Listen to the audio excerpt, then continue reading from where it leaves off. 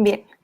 Hola a todos y a todas. Gracias por esperarnos estos 5 minutos que tuvimos de atraso. Me presento, mi nombre es Luciana Pastor, soy una de las directoras de Fundación Vértice y quisiera saludar a todas y a todos quienes nos están viendo en nuestra transmisión en vivo por Facebook y también por Instagram.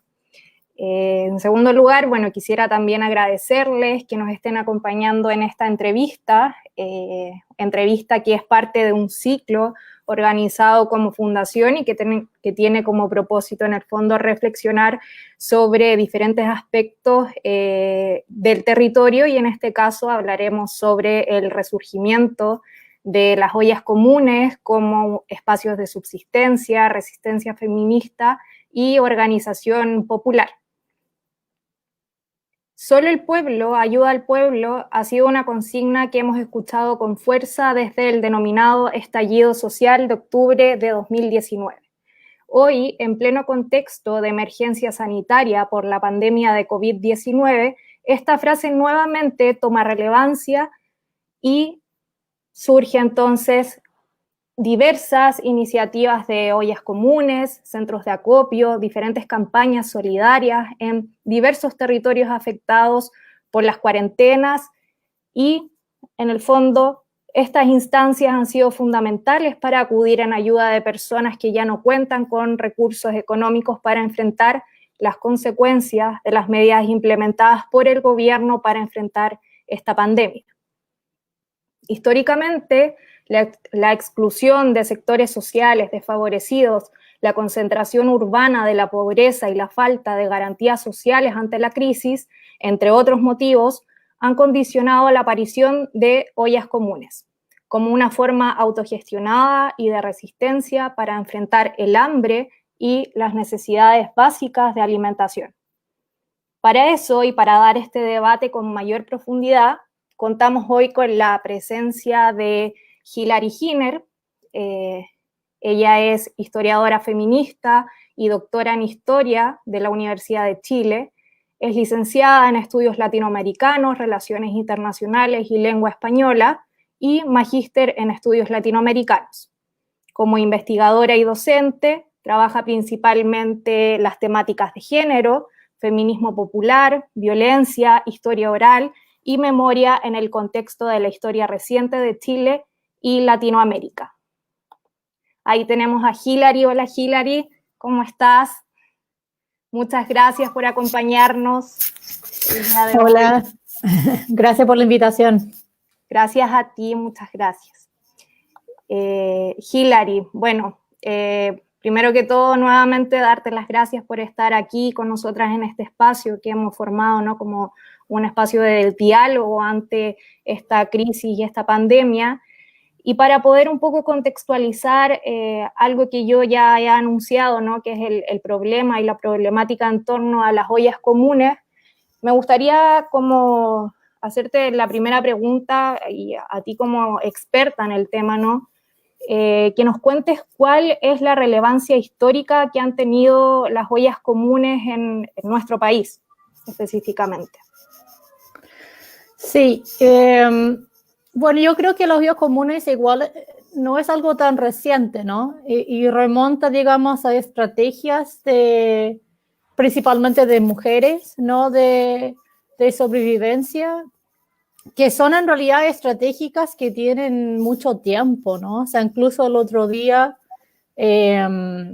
cuando se empezaba a circular mucho más información sobre las ollas comunes actuales, surgieron un montón de fotos e información sobre ollas comunes, por ejemplo, en el contexto de la Gran Depresión en los años 30, ¿no? O sea, esto de que efectivamente casi siempre cuando han habido momentos de gran necesidad por parte del pueblo, las mujeres populares responden con este tipo de estrategia que básicamente es tratar, ¿no?, de maximizar los recursos que son pocos disponibles como para combatir el hambre. Entonces yo creo que en ese sentido hay una larga historia, ¿no?, respecto de este tipo de estrategia.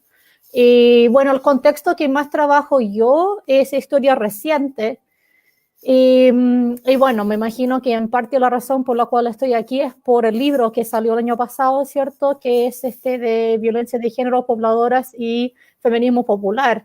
Y en ese libro, de alguna forma, el enfoque principal, ¿no? Tiene que ver con un grupo que es el grupo Yela en Talca, que es un grupo de pobladoras que, digamos, la gran mayoría llegaron por tomas, no todas, pero la mayoría a campamentos, ¿no? En el barrio norte de Talca, por ahí, principios de los años 70, con el gobierno de Allende, y también de un contexto, digamos, no solamente de socialismo, un contexto, digamos, de poder popular, sino también de un contexto de una iglesia también así como muy así de esa corriente del Cristo de los pobres, ¿cierto? Y por tanto también con una parroquia muy activa.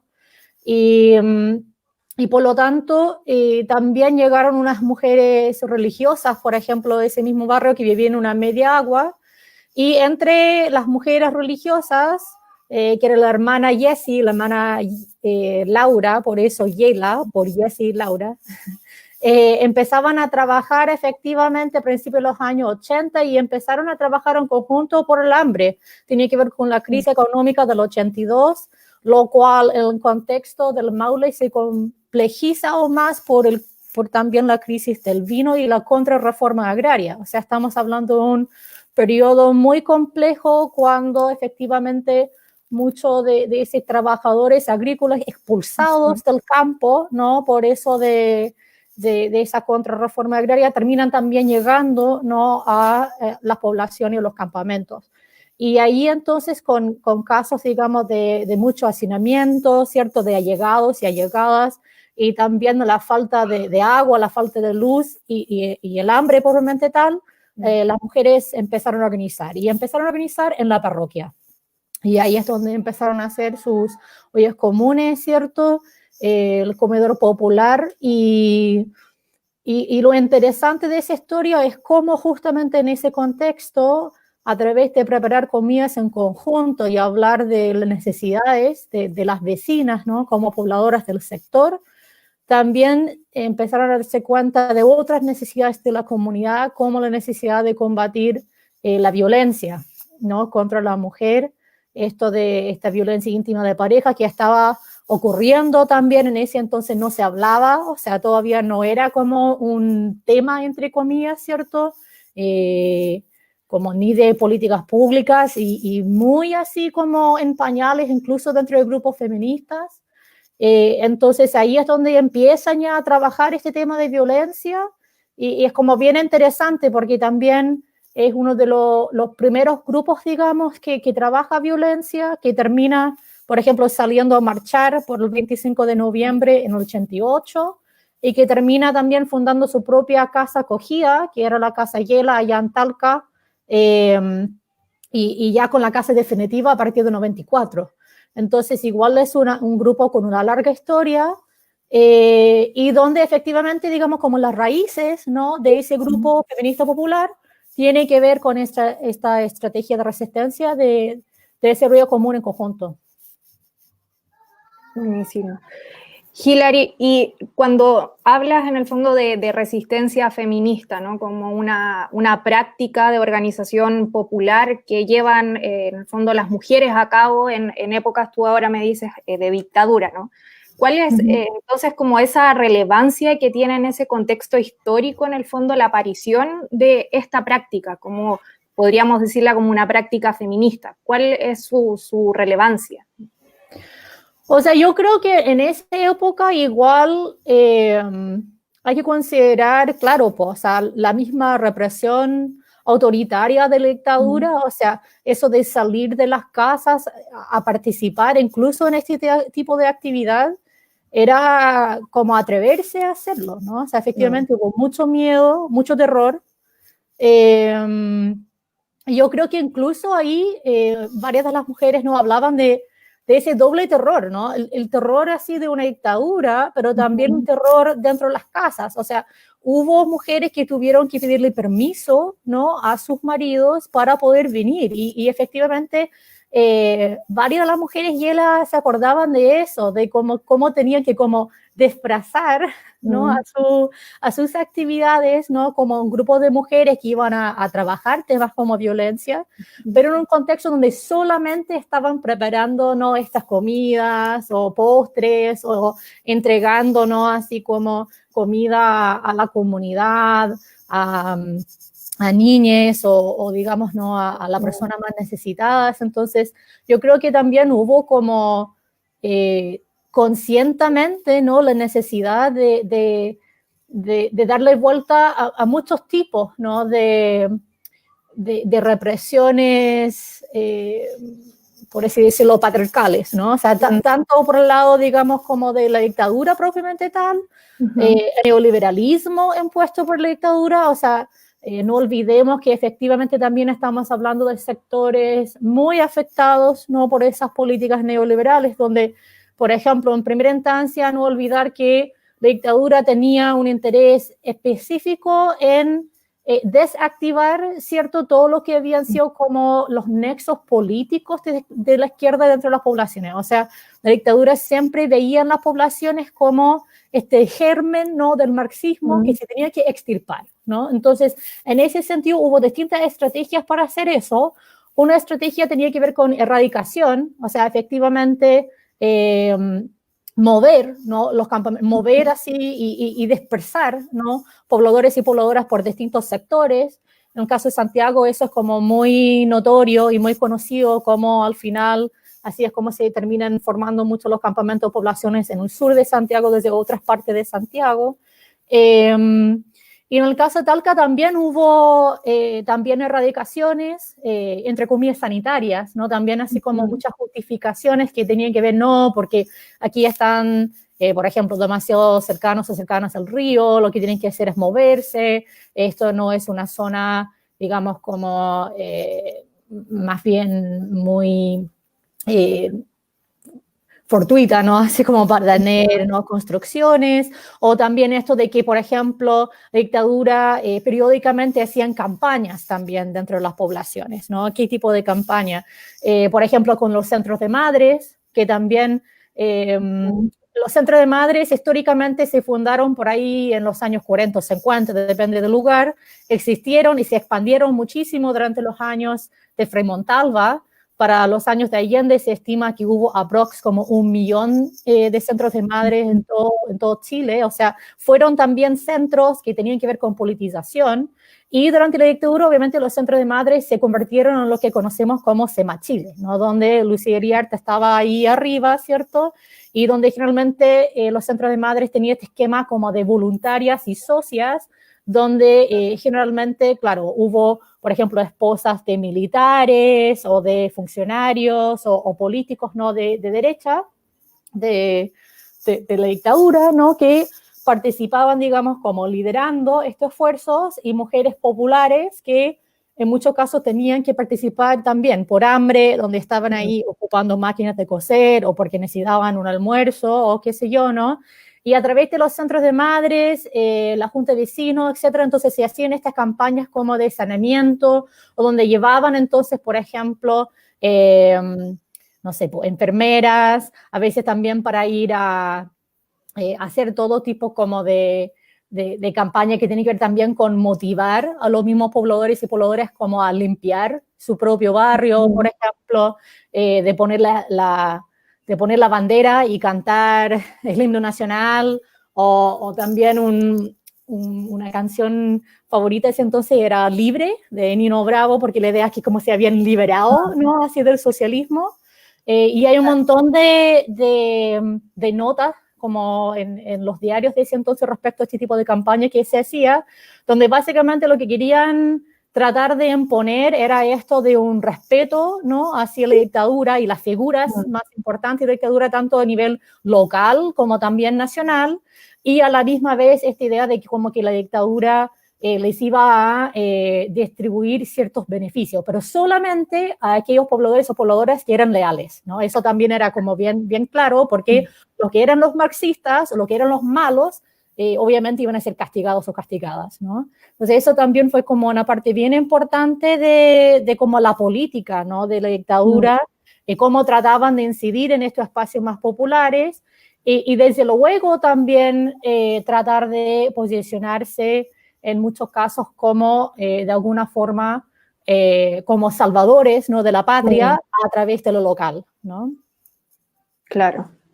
Y en ese sentido, claro, tú nos hablas de este contexto de historia reciente, ¿no? Específicamente en época de dictadura.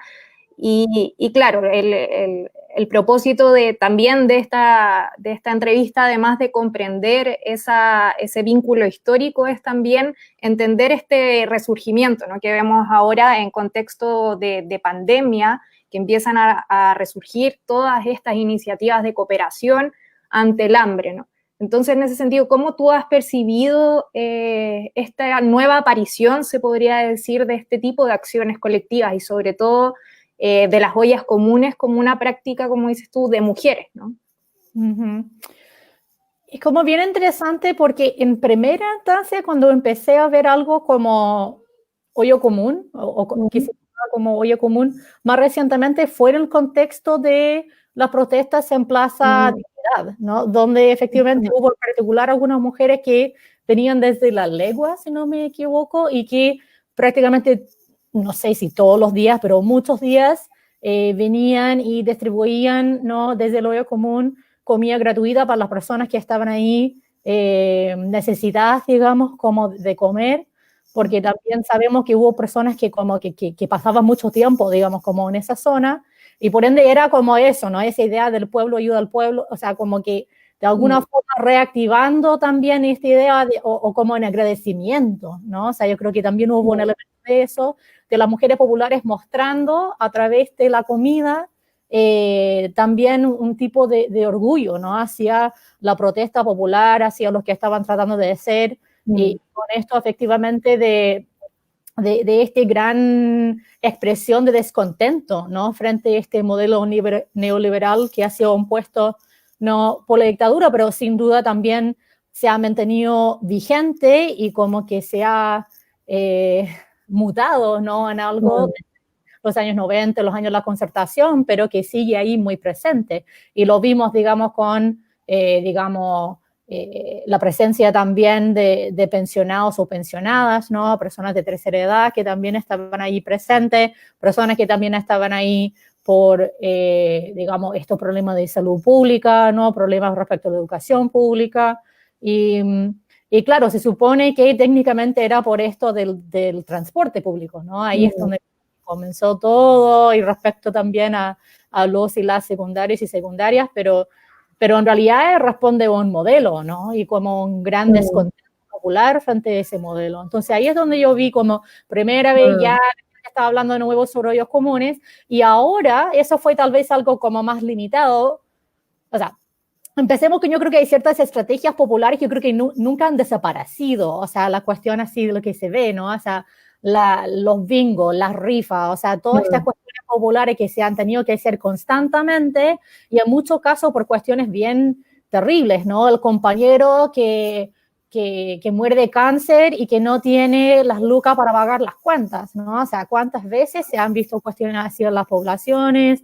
O el bingo, ¿no? Así como para la compañera que lamentablemente no tiene como algún tipo de deuda que tiene que pagar, ¿cierto? Y como que tiene que salir porque tiene que ver con vivienda, que tiene que ver con salud, que tiene que ver con educación. O sea, todas esas estrategias, ¿no?, como de acción colectiva popular, yo creo que se han mantenido muy vigentes. Ahora, lo que hemos visto, justamente estamos en este contexto, que es un contexto de emergencia sanitaria y también económica, ¿no? Yo creo que realmente, yo creo que además también estamos hablando de un país donde no somos como, digamos, el único país que está pasando por este problema, ¿no? Pero yo creo que no es coincidencia que justamente es como en los países más neoliberalizados donde ya está como profundizando más la crisis, ¿no? Ahora, y tiene que ver con eso, con la eliminación casi total de, digamos, la red social en términos de protecciones del estado de bienestar, ¿no? Entonces ahora tenemos esto de ollas comunes justamente porque la gente no puede salir a trabajar, ¿cierto? Vimos lo que pasó en los bosques, la gente salió a protestar por hambre, y frente a eso muchas mujeres dentro de las poblaciones o sectores populares uniéndose una vez más a enfrentar este contexto tan límite que estamos viviendo actualmente. Sí, y en la historia, Hilary, cuéntame, ¿había sucedido algo de este modo, en el fondo, que sea a causa de algún tipo de pandemia este surgimiento de organización popular? ¿O están solo como en la época de dictadura ante un modelo neoliberal? O sea, sí han habido distintas pandemias y estrategias también populares para enfrentar esas pandemias. Yo creo que la más reciente, que tal vez podemos ubicar un poco, es la pandemia por VIH-Sida, que efectivamente afectó muchísimo a la comunidad trans, travesti y gay en los años 80, principios de los años 90.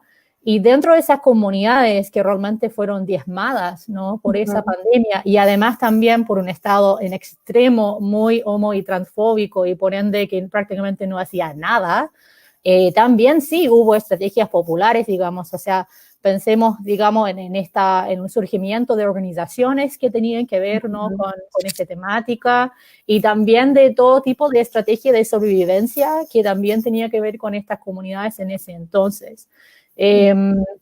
Y aparte de eso, yéndonos más hacia atrás en la historia, yo creo que la otra gran pandemia fue por influenza, lo que se llamaba influenza española, que fue por ahí en 1918. Y sin duda también, o sea, me imagino que también un montón de estrategias, digamos, populares para enfrentar una crisis, porque siempre ha ocurrido, ¿no? Ahí sí no he investigado tanto porque es hace mucho. Pero sí, o sea, como que históricamente, como siempre se ha hecho, yo diría que lo más probable es que también. Muchas gracias. Bueno, a quienes están viéndonos también invitamos a hacernos preguntas. Si tienen alguna pregunta para Hilary, los invitamos y las invitamos a escribirlas en los comentarios o bien respondiendo por Instagram a la historia que estamos transmitiendo en vivo. Acá por el momento no hay preguntas. A ver, voy a preguntar. A mí sí, Hilary, me gustaría ahondar un poco en esta. A ver, aquí apareció una pregunta. Mejor primero ese comentario y luego digo yo lo que quería agregar. Víctor Sepúlveda comenta en Instagram, dice, las ollas comunes nunca se han ido de las poblaciones. Las familias comparten lo que tienen y cuando pueden apoyar a la comunidad lo hacen como vuelta de mano. ¿Qué nos dices de ese comentario en el fondo que no es, las ollas comunes serían entonces como una acción permanente dentro de las poblaciones? Sí, o sea, lo que dije antes, o sea, como que efectivamente va en esa misma línea, ¿no? O sea, cuando hay momentos, digamos, de más necesidad, es como parte de esa estrategia comunitaria, ¿no? O sea, que podía ser, claro, la rifa, los bingos, las ollas comunes, la completada, ¿no? O sea, todas esas cuestiones como que van muy en la misma línea, que es como que de alguna forma tratar de pensar en formas colectivas, ¿cierto? Como de ayudar a compañeros o compañeras que están pasando por momentos más difíciles. Y también yo creo que en muchos casos tiene que ver con, depende de la población y de la comunidad, pero también hay comunidades, por ejemplo, de por sí que son también que tienen una solidaridad de por sí como muy, muy alta, ¿no? O sea, hay ciertas poblaciones también que políticamente, ¿cierto? Como que se destacan en términos de organización, que tienen organizaciones de, no sé, 40 años, 50 años, ¿no? O sea, ese tipo de zona en general también se tipifica por más acciones colectivas locales en conjunto, de, qué sé yo, como desde esto, ¿no? Este tipo como de actividad más bien de subsistencia o como por momentos de crisis, pero también pasando a tener radios comunitarias, ¿cierto? Tener grupo de teatro comunitarios, pasando a tener, ¿no?, todo tipo y también grupos feministas, asambleas feministas también muy activas, ¿no? Entonces yo creo que ahí yo creo que depende un poco de cada contexto, pero sin duda también hay ciertas poblaciones que también de por sí son más politizadas y por ende tienen una gama muy variada de actividades colectivas en conjunto, ¿no? Claro. Acá me aparece otra pregunta desde Facebook, que la hace Magistradas Chilenas, se llama. Y dice, Hilary, ¿puedes ahondar en la relación entre estos actos de subsistencia y el feminismo? ¿Son también espacios en los que las mujeres se organizan? ¿Surgen desde ahí lideresas comunitarias? Sí, sin duda. O sea, yo creo que de hecho en general en los años 80 muchas de las lideresas comunitarias surgieron de ese espacios, porque también estamos hablando de un contexto cuando para las mujeres populares no habían tantos más espacios desde lo cual surgir, ¿no? ¿Y por qué eso? Porque estamos también hablando en contexto de partidos proscritos o donde efectivamente también, ¿no? La posibilidad de reunirse por razones, entre comillas, políticas eran muy estrictamente controladas. Entonces, incluso, claro, las mujeres de la época hablan de eso, de reuniones que como se disfrazaban como reuniones sociales, ¿cierto? Como hasta familiares, en pos de también hablar de cuestiones más políticas. Entonces yo creo que ahí efectivamente, ¿no? Estos espacios fueron fundamentales, ¿no? Como para muchas mujeres populares, como para que se convirtieran en lideresas importantes dentro de sus comunidades. Yo creo que también en los años 80 ocurrió algo bien interesante que tenía que ver con esto de cómo hubo, ¿no? Esto de ciertos grupos como más grandes de mujeres pobladoras o populares, o también actividades así como de mujeres o de grupos de mujeres o también netamente grupos feministas que se organizaban. Y ahí, por ejemplo, pienso en un grupo como Momopu, ¿cierto? Que era este como grupo como más grande de mujeres pobladoras, ¿no? En la zona norte de Santiago. Pienso en como el primer encuentro no popular, ¿no? De mujeres que se hizo en Santiago en 87, a donde asistieron las mujeres Yela, ¿no? Y que conocieron un montón de otros grupos de mujeres populares y también grupos de mujeres feministas. Entonces yo creo que sí. Ahora yo creo que ahí también hay tensiones, ¿no? Hay grupos de mujeres que no se identifican como feministas, hay grupos de mujeres también como bien políticas, por ejemplo, o como partidarias, que tienen resquemores frente al rótulo así como de feminista. Y yo creo que ahí es solamente tal vez en los últimos como 10 años, 15, tal vez 20 años, que de alguna forma como que se ha ido adoptando, en particular por parte de feministas populares más jóvenes, ya netamente como que no hay ningún rollo, como que ya hablando de feminismo desde el día uno. Pero para muchas mujeres populares, igual eso de hacer ese tránsito hacia llamarse feminista también no era precisamente muy fácil.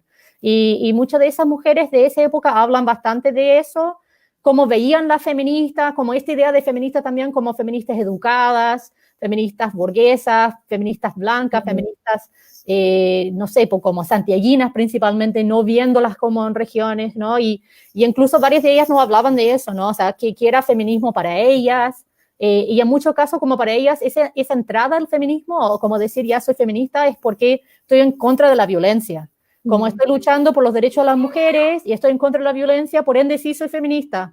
Pero por otro lado también de repente no siempre se sentían tan cómodas a hablar de todos los temas feministas, en particular varias mencionaban, por ejemplo, en ese entonces que era muy difícil hablar, por ejemplo, de aborto, como que era un tema muy tabú, por ejemplo. Y yo creo que ahí hay, entonces como también hay que ir como pensando, ¿no? ¿Qué tipo de feminismo o cómo se identificaban como feministas y en cuáles contextos y cómo eso también se iba cambiando. Claro. Interesante pensar, o sea, tener esa acotación, ¿no? Porque generalmente nos aludimos a esta acción colectiva como resistencia feminista, pero también es importante saber ese otro lado que puede ser desde las mismas pobladoras. Acá también tenemos otro comentario de Patricia Luisa Requena. Dice, estimadas, las organizaciones de cultura comunitaria existen en casi todas las poblaciones. Se dedican a distintas acciones comunitarias. Hoy se han transformado en esta tarea. Lo que sucede en general es que no las reconocemos desde las instituciones, menos desde el Estado. Son invisibilizadas. Efectivamente, ¿no? Como, ¿qué me dices de ese comentario de Patricia? O sea, obviamente estoy de acuerdo. Yo creo que esa invisibilización desde el Estado es bien compleja. Yo creo que se da como para mucha conversa y no sé si tenemos como tanto tiempo ahora, pero yo creo que sí también tiene que ver con este Estado neoliberal y que se ha profundizado desde los años 90 en adelante y donde efectivamente incluso organizaciones no sé, pues como ONG feministas o CERNAM, ¿no? Ahora Ministerio de la Mujer, han tenido muchísimos problemas para ver y entender organización desde abajo, organización comunitaria. O sea, en general, muchas mujeres populares hablan de eso, de cómo llegan estas mujeres, ¿no? Así como más del Estado, como para tratar de imponer ciertas ideas o que solamente ven a las pobladoras como para llenar sus actividades, ¿cierto? Como venir a sentarse, ¿cierto? Y como, entre comillas, participar, pero que no las toman en cuenta. Yo creo que eso es un problema respecto al Estado neoliberal. Yo creo que también es un problema respecto a la política partidaria en Chile, en particular a partir del año 90, porque evidentemente era distinto en los años 70, por ejemplo. O sea, no se puede negar que los partidos o el periodo de Allende obviamente funcionaba de otra forma, pero actualmente ha sido un problema muy grave eso, ¿no? O sea, eso de no escuchar y de no ver a las lógicas y las acciones así como populares como legítimas, ¿no? Y como algo que el Estado debería estar como tomando en cuenta. Yo creo que en gran parte eso también explica un poco cómo llegamos donde estamos actualmente, ¿no? Claro. Tiene mucho que ver también con eso, ¿no? Ahora, bueno, nos siguen llegando preguntas, pero vamos a tener las últimas dos porque ya nos estamos acercando al tiempo, pero vamos a hacer estas dos preguntas. Alejandra pregunta, ¿cuán preparados están los barrios para sostener este tipo de dinámicas comunitarias? ¿Cuáles son las dificultades que los mismos barrios ponen ante estas iniciativas? Pregunta por Instagram. Yo creo que es una pregunta muy interesante, sin saber cómo, claro, porque recibo las preguntas, pero como que no podemos como dialogar, así que tal vez es un poco más complejo, ¿no? Yo creo que tal vez se está refiriendo un poco como tal vez como el nivel de lo que se llama como capital social, o sea, como cuál es el nivel de interés que cada barrio o como comunidad va a tener en armar, ¿no? Este tipo de dinámica más de actividades comunitarias, o cuáles son las dificultades, digamos, como con ponerse de acuerdo, hacer estas actividades en conjunto. Yo creo que hay varios factores y de nuevo tiene mucho que ver con la dictadura y también tiene mucho que ver con los años de la concertación y los años 90 en adelante. Yo puedo hablar un poco desde el grupo Yela y también un poco como sus dificultades. Es que de alguna forma también esta mentalidad neoliberal como más individualista, más consumista, que yo creo que ya sabemos, ¿no? De su existencia, como esta idea de como de alguna forma lo único que importa soy yo o tal vez mi familia y como tratemos de sacarnos adelante, pero da lo mismo un poco los demás. Yo creo que efectivamente eso sí es un desafío, como lo que se ha llamado a veces también como esta como herida en el tejido social, ¿no? Que produce la dictadura, que es justamente esto de como ya dejar, ¿no? de tal vez tener ese mismo nivel, ¿no? Así como de cohesión, de solidaridad, de participar en conjunto, ¿no? Hacia a nivel local o a nivel barrial. Yo creo que sin duda, ciertos contextos que han sido así o donde ha sido más difícil. Y las mismas mujeres, y ella también hablaban de eso, de repente, de dificultad también de cómo organizar estas actividades, que en muchos casos también dependen o como que recaen por sobre también una cierta cantidad de mujeres voluntarias. O sea, no, o sea, ¿qué también ocurre ahí, no? Como que son mujeres que tienen que disponer de un cierto tiempo disponible como para poder participar en estas actividades, porque en muchos casos, claro, si las mujeres que ya están trabajando todo el día y tienen que llegar a la casa y tienen doble o triple jornada, es muy difícil, ¿no? O sea, igual, de repente igual algunas hacen el esfuerzo, ¿no? Y participan en cosas los fines de semana, etcétera, pero en gran parte mucha, digamos, actividad en particular de las mujeres, y ella también hablaban de eso, ¿no? O sea, cuáles eran las mujeres que podían surgir más como lideresas. En muchos casos tenía que ver con eso, con tener de alguna forma varios otros elementos así como de sobrevivencia ya resueltos, ¿no? O sea, por vivir con familia o porque...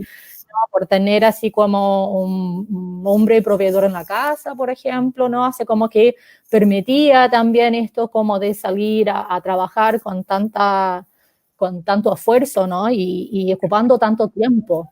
Y yo creo que eso hoy en día, en particular, considerando, ¿no?, la cantidad de mujeres que salimos a trabajar, que también tenemos todo este tema de los cuidados,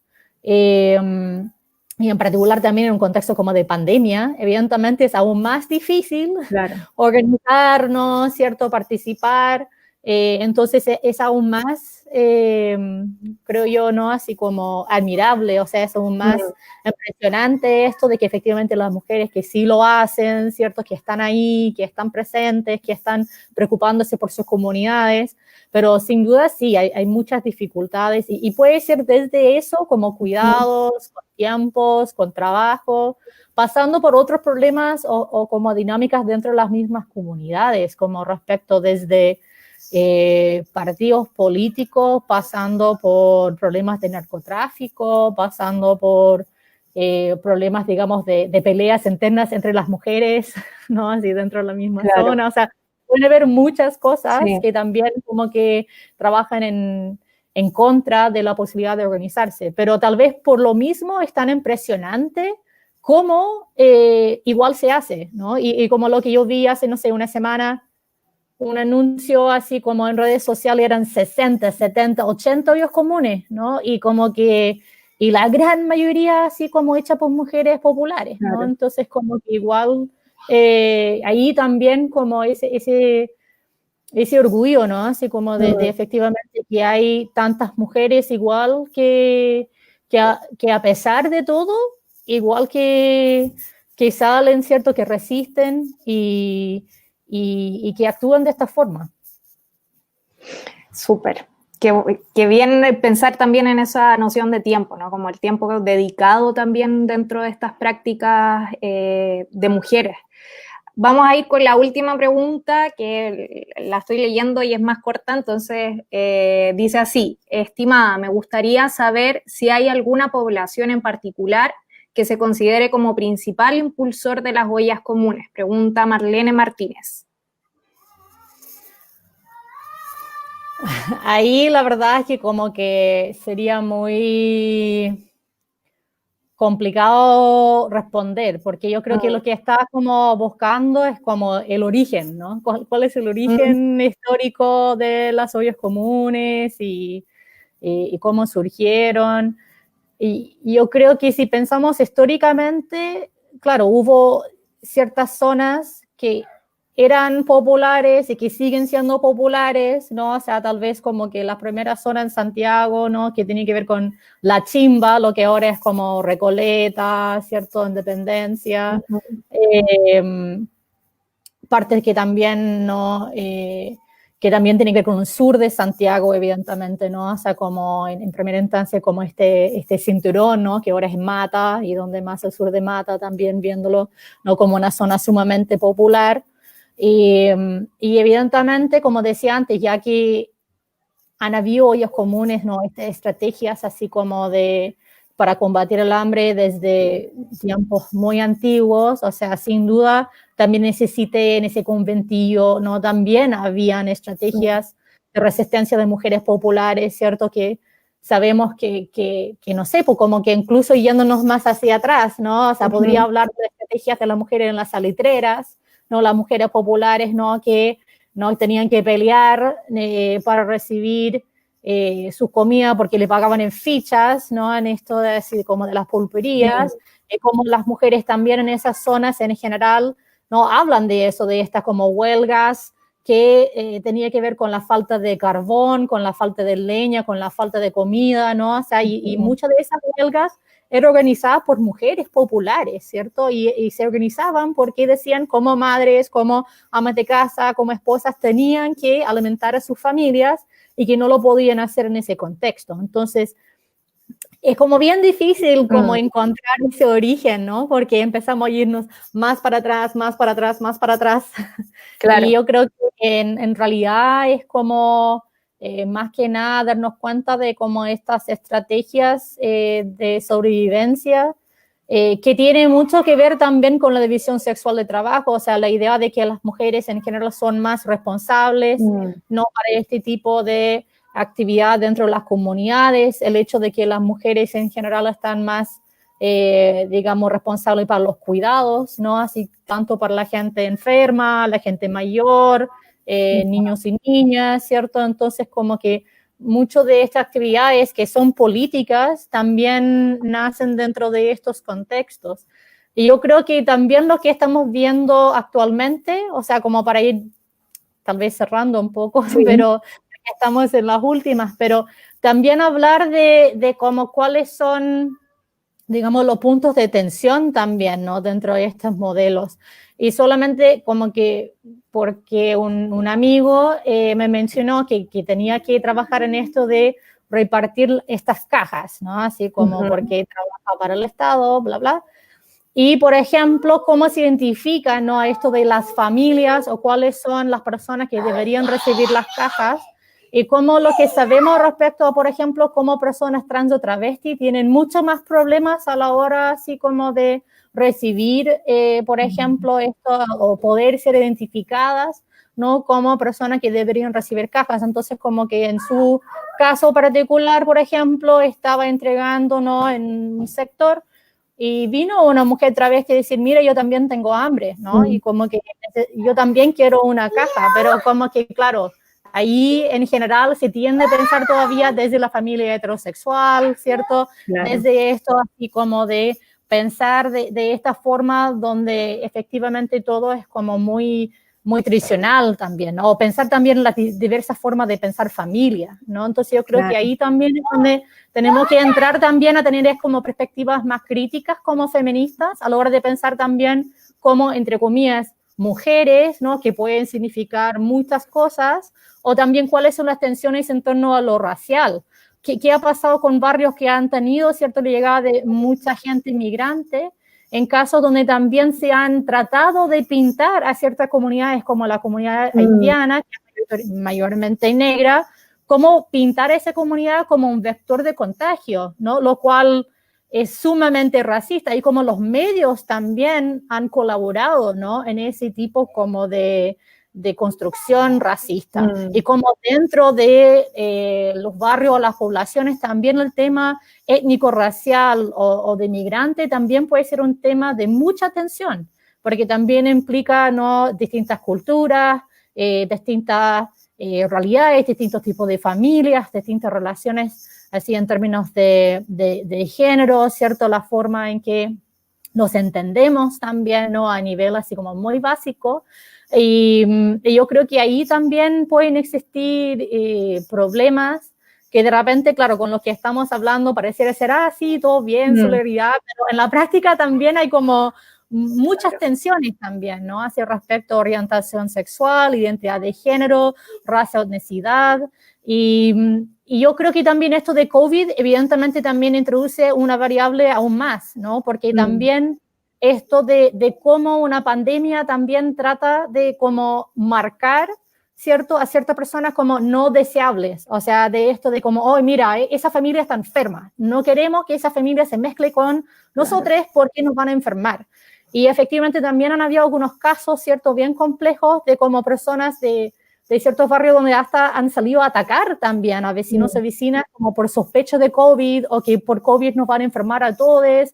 Entonces yo creo que ahí también hay que tener ojo, ¿no?, que efectivamente, ojalá, ¿no?, este tipo como de solidaridad, de este tipo, ¿no?, también de resistencia popular, de alguna forma pueda mantener más a raya lo que son también otras tendencias, ¿no?, así como de exclusión o incluso de odio, que también pueden ir ocurriendo, o sea, pueden ir surgiendo, ¿no?, porque estamos en un contexto también de mucha crisis. Entonces yo creo que ahí, nada, pues como solo para ir complejizando un poco a ir cerrando, ¿no?, esta discusión. Sí, muchas gracias, Hilary. Creo que ha sido muy bonito este encuentro y todo lo que nos has dicho, y yo creo que hemos podido aprender bastante. Aquí, bueno, quisiera cerrar con un comentario, no es una pregunta, es solo un comentario de una compañera por Facebook que dice, es Gloria Leal, dice: sería bueno considerar a las mujeres que actualmente se están organizando con la urgencia de la necesidad. Muchas de las impulsoras son las hijas y nietas de otras mujeres que históricamente se organizaron en la resistencia popular y nacen desde la propia población, pero claramente tomando la memoria y la práctica de lo cotidiano. Ese aporte ahí de Gloria Leal, que nos pareció pertinente también poder compartirlo con quienes nos están viendo. Hilary, muchísimas gracias nuevamente. Fue un agrado tenerte, poder conversar contigo. También quisiera agradecer a quienes nos están viendo aún, y también dejarlos y dejarlas muy invitados a que revisen una iniciativa que hemos creado con la Fundación, que es un mapa de iniciativas de cooperación. Hemos estado desde hace aproximadamente 2 semanas mapeando diferentes iniciativas, entre ellas ollas comunes, centros de acopio, campañas solidarias a lo largo de todo Chile, y la idea es que quienes tengan datos, en el fondo, también nos puedan contribuir para que quienes quieran aportar puedan, en el fondo, saber qué lugares están en sus cercanías para ir, en el fondo, a centros de acopio o acudir en ayuda de estas personas que están haciendo estas iniciativas en nuestros territorios. Así que quisiera, bueno, despedirme ahora, despedirte, Hilary. Te mando un fuerte también abrazo, que estés muy bien. Un fuerte abrazo también a todas y todos quienes nos están viendo. Y esperemos que nos encontremos en alguna otra oportunidad para poder seguir conversando este debate que da para mucho más. Sí, sin duda. Así que muy agradecida por mi parte, y sé que yo y también la Red de Historiadores Feministas estamos muy felices de participar en este tipo de iniciativas, así que muy agradecida por la invitación y bueno, también les mando un abrazo desde esta cuarentena, ¿no? Desde el encierro. Sí, que estén muy bien. Muchas gracias. Igual. Y buena semana para todas y todos.